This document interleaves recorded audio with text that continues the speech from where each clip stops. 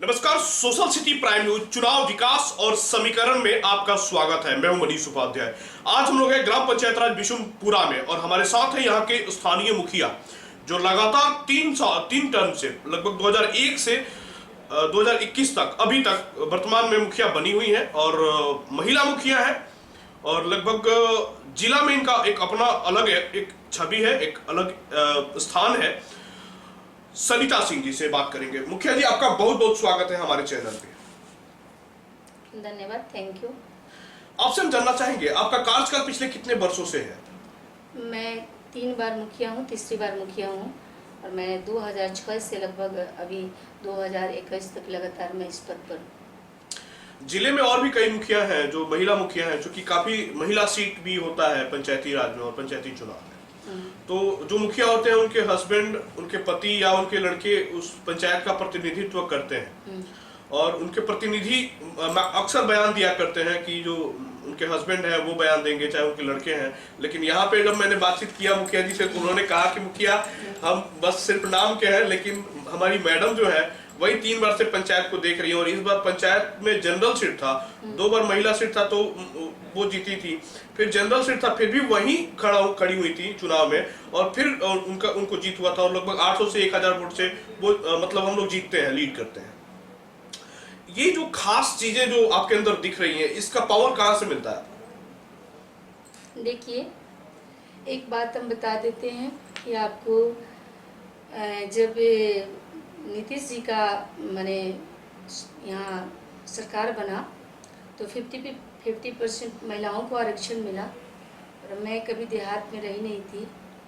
मेरा पालन पोषण बोकारो में हुआ है, मैं वहीं से ग्रेजुएशन की हूँ, इको ऑनर्स। फर्स्ट बार मैं जब आई तो हम घर में ही रहते थे, यहाँ के बाहर के धरातल के विषय में मुझे कोई जानकारी नहीं था। लोगों ने कहा मेरे हस्बैंड भी कहे कि आपको महिला सीट है, आपको मुखिया का इलेक्शन लड़ना होगा।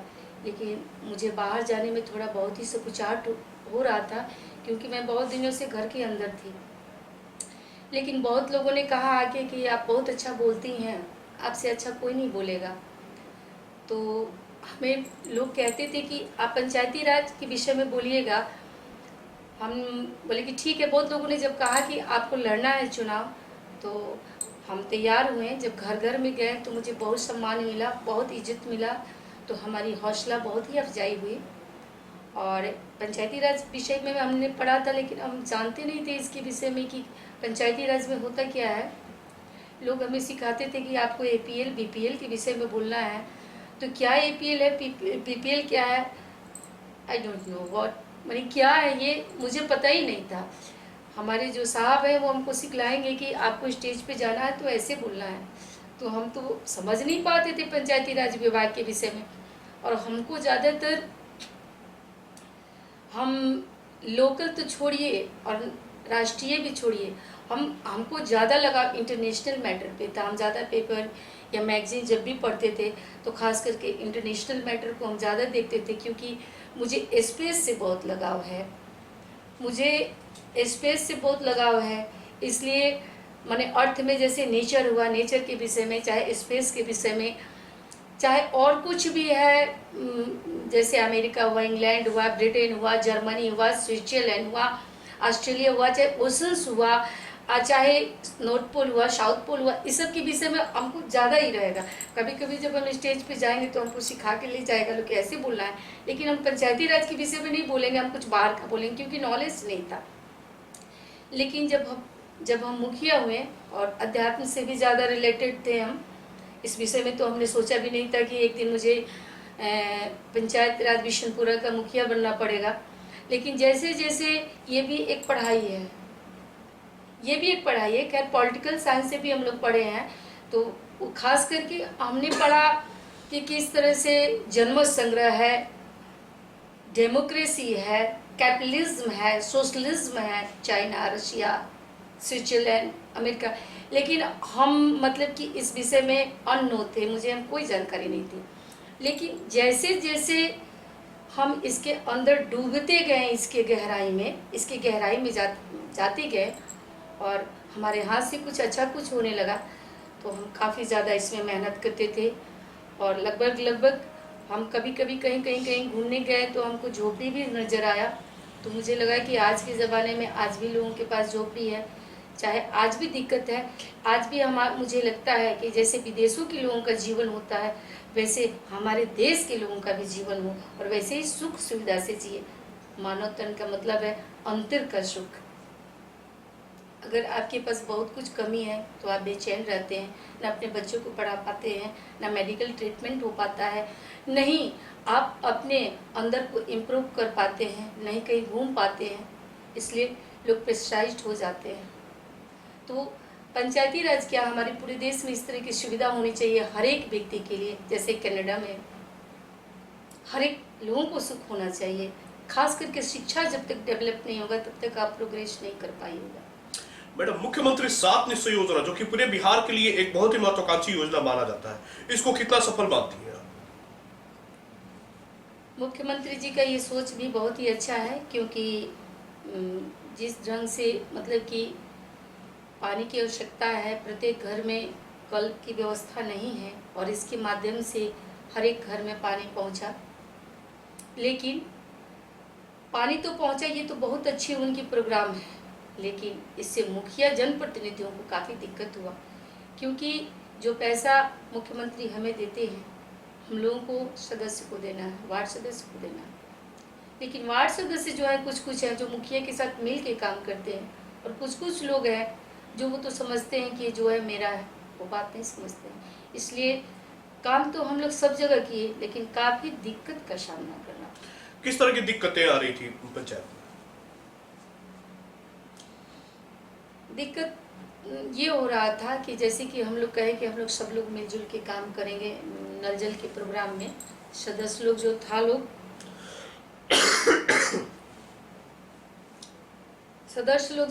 वो कहता था लोग कि ये पैसा तो हम लोग को है, आपका कैसे बात सुने। दिन रात मीटिंग करना, दिन रात हम लोग के ऊपर कंप्लेन करना, जबकि हम लोग नहीं लगे तो शायद पंचायत में नल जल प्रोग्राम सक्सेसफुल नहीं होगा। क्योंकि जब आप बहुत लोग है कि इसमें रुकावट डाल देता है, बाधा डाल देता है, आप पाइपलाइन को ले जाते हैं, इधर से पाइपलाइन नहीं जाएगा, उधर से पाइपलाइन नहीं जाएगा, ये काफ़ी दिक्कत होता है। एक हम आपसे बता देते हैं कि हमारे पंचायत में एक व्यक्ति हैं राम कुमार पंडित, वो लोग के पास नल नहीं है, पानी निकलने का कोई साधन नहीं है। तो हम लोग सोचे कि इसी माध्यम से जब नल जल का पानी जा रहा है तो क्यों ना एक पाइप डलवा दे कि ताकि उनका नल का पानी भी निकल जाए।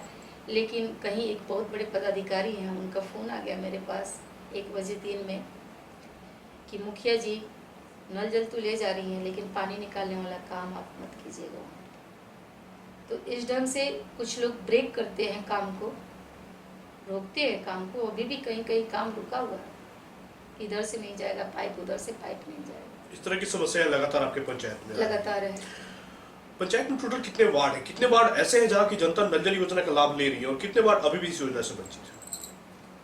हमारे पंचायत में 13 वार्ड है और 13 वार्ड में काम पूर्ण हो चुका है नल जल योजना से। नली गली योजना के अंतर्गत आपने अपनी पंचायत में लगभग कितने सड़कों का निर्माण करवाया और भी कौन से? अब एक बात हम बता देते हैं आपसे कि हमारी पंचायत में 13 वार्ड है और हम अभी रोड का काम एक ऐसा किए हैं 3 नंबर में, जिसको नीम टोला कहा जाता है, वो काफ़ी गहराई में था। फिर जाके 2 नंबर में मेरा काम चल रहा है, फिर 2 नंबर में 2 सड़क का निर्माण हुआ है, फिर 3 नंबर में भी हुआ है काम, आपका 10 नंबर में भी काम हुआ है। हर एक जगह काम चल रहा है मेरा। 1 नंबर में भी नली गली का काम चारों तरफ हो गया है। उसको आप लोग अगर कोई देखने वाला है तो उसको देख सकता है, फेस कर सकता है। और 2 नंबर में एक ऐसा रोड है जिसको हम लोगों ने अपना ज़मीन दे के हमने रोड बनवाया। वो लोग के पास, वो लोग नूनिया है, लोग जाति का नूनिया है लोग। वो लोग कह रहा था कि 62 साल से कितने MP आए, कितने विधायक आए, चले गए। एक बार हम वहाँ पर गए तो हमको इतना, मतलब बरसात के दिन में हमको इतना पाकी में ही कर दिया लोग। उसके बाद से उन लोग के पास अपना ज़मीन नहीं था तो हम लोग खुद का ज़मीन दे के वहाँ पे रोड और पुल बनवाया है। इस बार चूंकि शिक्षा और स्वास्थ्य कोरोना को लेकर के शिक्षा काफी रुका हुआ था पूरे बिहार में, पूरे बिहार के पूरे देश में। अब क्या स्थिति है? शिक्षा की तो कोरोना के काल में माने स्कूल तो सब बंद था, और शिक्षा के मामले में भी सरकार की नीति में कुछ चेंज आनी चाहिए, है ना। टीचर शिक्षक बहाली करने से नहीं होता है। शिक्षक, आधा शिक्षक को तो लोग सरकारी ड्यूटी में लगा देता है लोग, कुछ लोग आपका वो जो क्या कर वोटर लिस्ट के काम में लगे हुए हैं, कुछ किसी काम में लगे हुए हैं। स्कूल में बहुत सारे हैं, स्कूल की संख्या कम होनी चाहिए और व्यवस्था अधिक होनी चाहिए। वृद्धा पेंशन योजना और आवास योजना की क्या स्थिति आपकी पंचायत? हमारे पंचायत में आवास योजना की स्थिति बहुत ही अच्छी है, और वृद्धा पेंशन योजना की तो बात ही मत कहिए।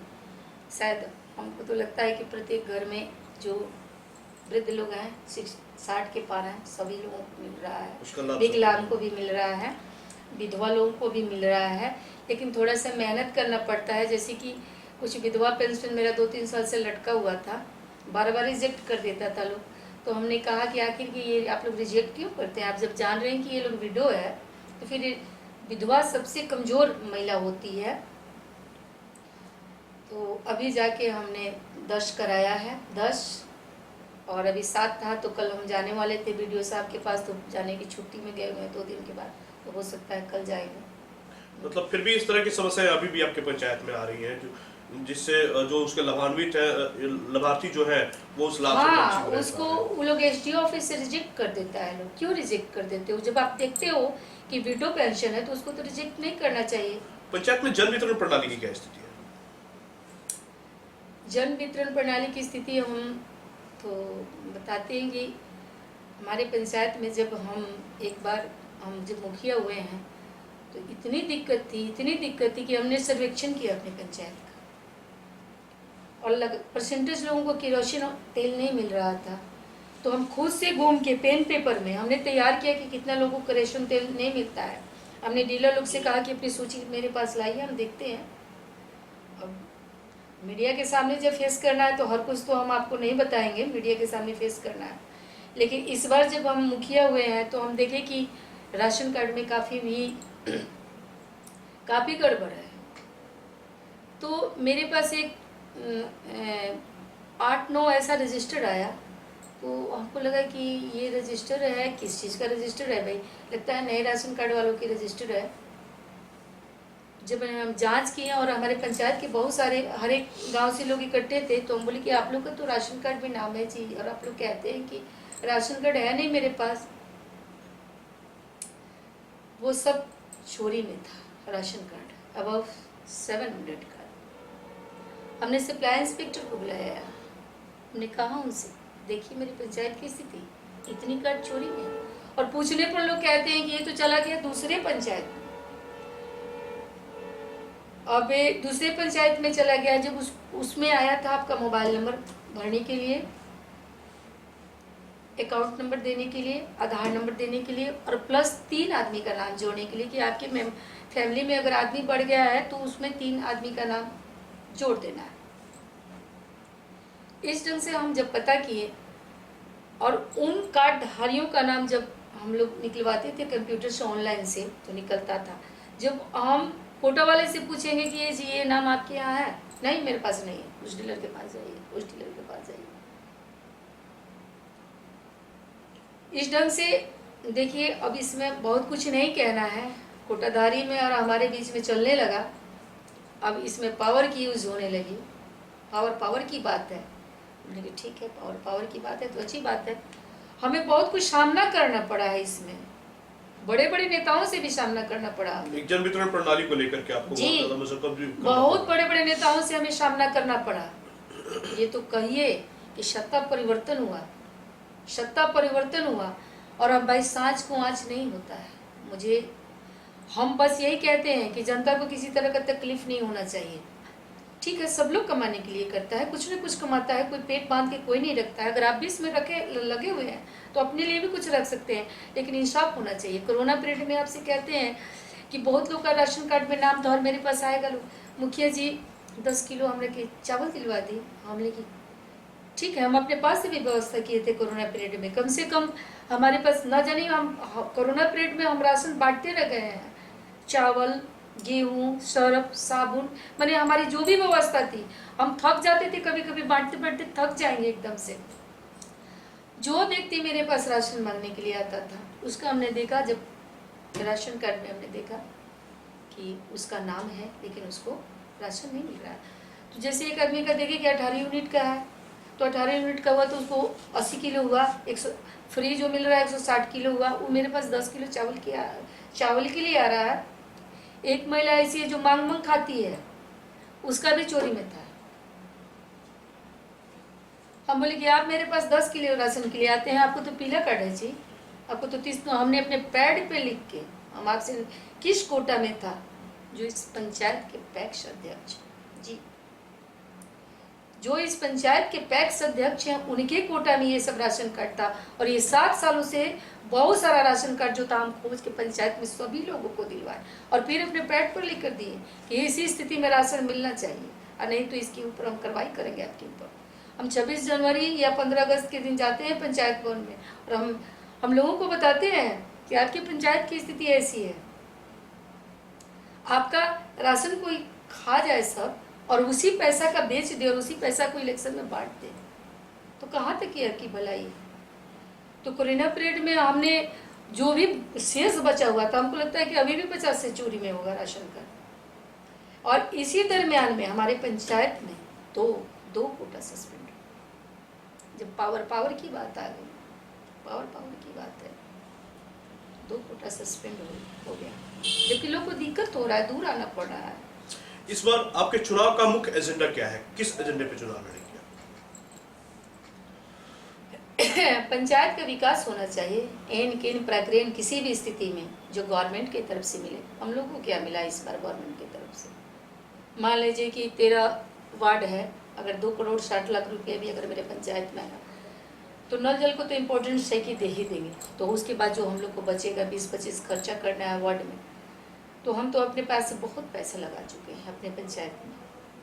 और मालिक की मर्जी है, आगे की प्रोग्राम है इलेक्शन में उतरना। अगर हमको घाटा भी हो रहा है तो कोई बात नहीं, हम खुद के घर का पैसा लगा के काम कर रहे हैं। हमारे ऊपर एक अभी वार्ड 10 कंप्लेन की हुई थी, मैं आपका फेसबुक पे, डीएम के पास भी हमारे ऊपर कंप्लेन था कि मुखिया जी ने इतना पैसा ले लिया।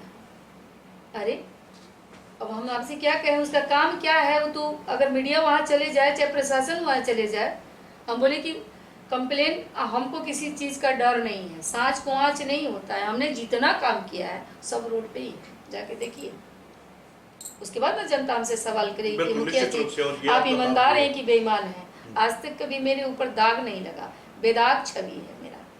तभी आप 3 बार से मुखिया जीत रही हैं। मेरा बेदाग छवि है। और हम वोट के लालच में किसी के साथ राजनीति नहीं करते हैं। सेकंड टर्म हुआ तो हम बोले कि नहीं, झूठ बोल के हम राजनीति नहीं करेंगे।